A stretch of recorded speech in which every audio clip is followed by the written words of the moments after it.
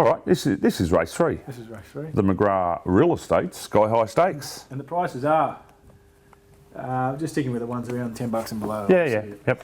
Alma's Fury, 7 out to 850.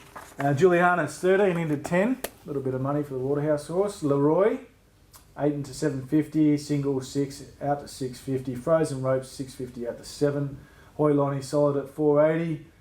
Chucking $19 for Carry Me Bluey. Lunier, $5 in from $5.50 there, Clinton. And Under the Sun solid at $11.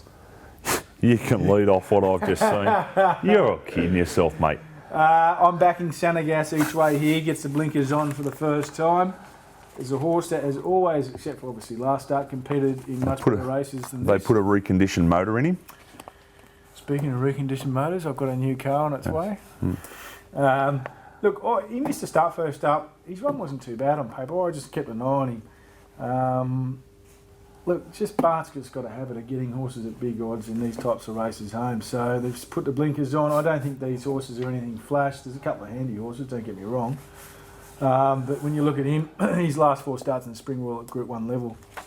So this is a lot easier than anything he's faced. He is giving weight away to a few horses, admittedly, but I'm going to have something on him at 50 to 1. Alma's Fury is absolutely flying this preparation. His last 150, 200 metres in the Chipping Norton Stakes was outstanding. He got within 1.8 lengths of shootout, Monton Dan Lee. Yes, this is a handicap, so he's got his share of weight with 58.5, but the horse is absolutely flying. And coming out of Weight for Age Company into a handicap like this, he should be able to measure up and stack up. Loire, you talk about there's no superstars here. Well, Loire could be a superstar. He's barely put a foot wrong in Australia, and I know he's only worked through the grades, but he's won like a good horse. And it was an awful race last up. It was a very average summer cup, but when you hear a guy like Glenn Schofield, who's ridden quality horses for the last 20 years in his career, say, I could have gone back to the sand and beaten them, you've got to respect that. He is a good horse. First up off 87 days at 1900, that's a query. If he wins this, he's going to take some beating in the Chairman's and Sydney Cup, that's for bloody sure. He's a promising horse, and I think there's plenty of upside still to him. Yep. I thought Hoy Lonnie was excellent last start behind Bello. That form's been frank. Bello's come out and beaten them in a Newcastle Newmarket. And then Lunier was very, very good at Warwick Farm last week. Granted, he only beat the great Mr. Edison, but geez, he charged away from them late, so he would give the indication stepping up 1900 metres is ideal. Yep. Struggled to put one on top of the other. I think one of those 4 will win the race. At the odds, I'll back Alma's Fury each way. You're not concerned about the distance, 19? Who? With Alma's? What did I say about its weight to tack random through the line there in the Chipping Norton? How does that mean he'll handle 1900? Well, he wasn't stopping. You know my theory on that. Yeah. I think it's the greatest myth in racing, but anyway. Yeah. That's why we all have different opinions. That's right. Yeah. All right, that's all right. You're tipping Sanagas, mate. I know. Please. I know. All right, let's go. All right. Do you want to read out the race name, or do you want me to do that? Race 4.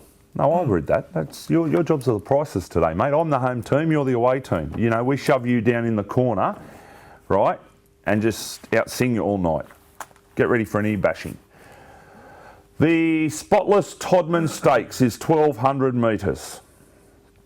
Group 2 for the 2-year-old colts and geldings. Prices are Criterion $8, Fast and Rocking 9 into 8, $5 for Whiskey All Round. The Silver Slipper, what was it running up in? Yeah, it ran second in the Silver Slipper.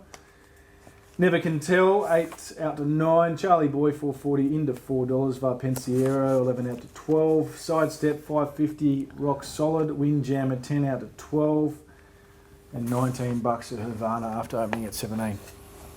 Do you want to lead or would you like me to? You can lead. I led last time. Only 3 winning hopes here for me. I think the Silver Slipper form is the form, but I will also throw in Varpensiero, all right, because it has form around All the Talk, who ran 4th in the Silver Slipper. Varpensiero beat it first up.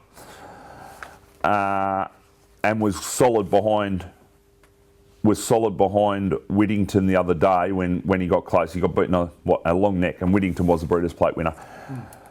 Whiskey All Round is the horse I'm going with, Barrier 1. I loved his first start here in Sydney.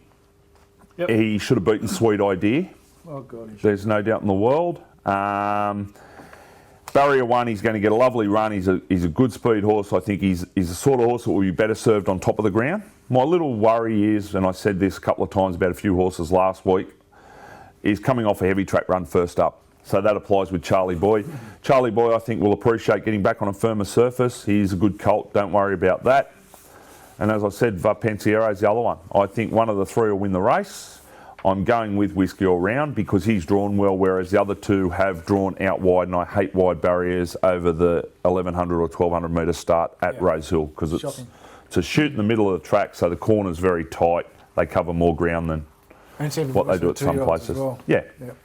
So Whiskey All Round for me. Mate, I'm with you. Whiskey All Round. I was on at about $16 first up and was left the track crying. I thought he's one of the better bets of the day, actually. There was a gap to the third horse. I know it was on a heavy track, so you've got to be a little bit careful of it, but there's nothing to suggest he won't go just as good on a dry track, Whiskey All Round. That's not the factor, I don't think. I've got no doubt he'll go as well on a dry track. The factor is, how much did that take out of him? Yeah. And sometimes you don't know until race day. They can still work as well, but race day, it just... Yeah. That's my only concern. Yeah, no, and fair point as well, but I think it's definitely the form race for this event. Oh, for sure. I give Criterion a hope. I know it's a Black Opal winner. They traditionally don't go as good when they measure up here in Sydney. Well, last year it was Epaulette, and he got beaten a flea bite by Piero in this, but Epaulette went down there with a bit better credentials than those horses, I think. Yeah. It was a pretty impressive win, though, by Criterion in the Black Opal.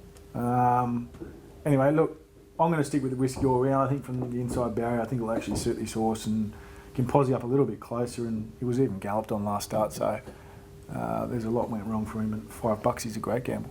Okay. What do you make of the Victorian horse that ran second in the Blue Diamond? Yeah, I mean, you've got to give it a chance, haven't you? The blinkers go on. David Hayes has done that a few times before, stuck the blinkers on 2-year-olds, and they've come out and improved a few lengths, and if this thing improved a couple of lengths, well, Miracles of Life and Overreach and Villa Verde, the three standout 2-year-olds so far that we've seen this season, I'd say. What concerns me is the two previous runs to the Blue Diamond. Those aren't runs of a horse that's going to win a Todman. No, you wouldn't think so. But then, look, like you made the point about the heavy track with a couple of these with the right form line, and if it has taken it out of them, it might be the one to... We might be looking back and saying this isn't the right race for the slipper.